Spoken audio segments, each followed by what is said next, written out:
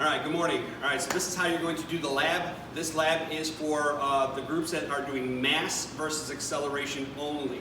So the groups that are doing mass versus acceleration will be doing this graph. So the first thing we're going to do is talk about the supplies that you're needed, all the materials. So as you can see over here, what you're going to need is 4 washers. We have paper clips. So these are just extra in case your paper clips break.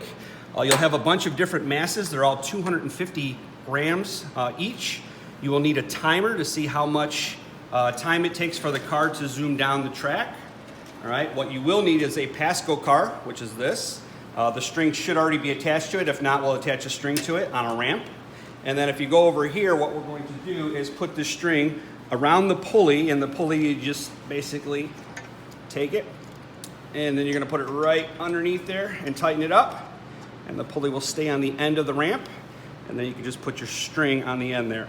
Now, as you can see over here, what we have is a paper clip. This is gonna be like hooked, all right? And the reason why we're gonna hook it is that's where we're going to put our constant, which is gonna be, the 3 washers will be your constant. So, now that we know the setup is the car on the track, set up with a ring around a pulley, holding on to the paper clip down below. So that's the setup.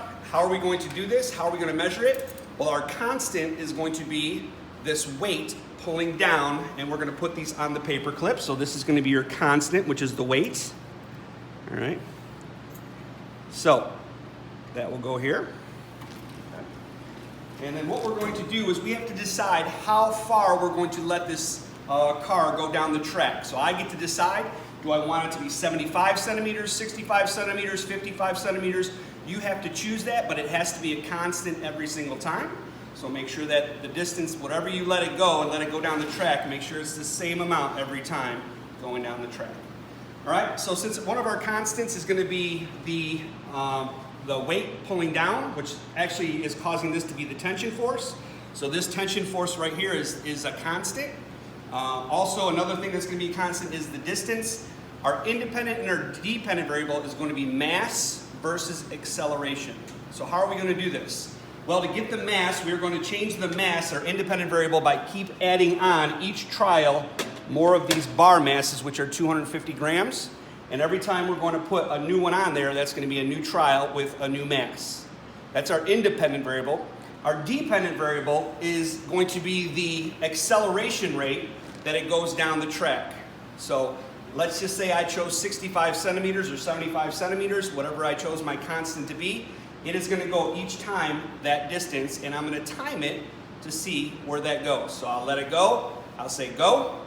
I'll let it go down the track. I'll stop it wherever I want to stop it to make it my distance. And then that will be going inside here. So what you're going to do is put all your information inside the graph that you'll find on Google Classroom.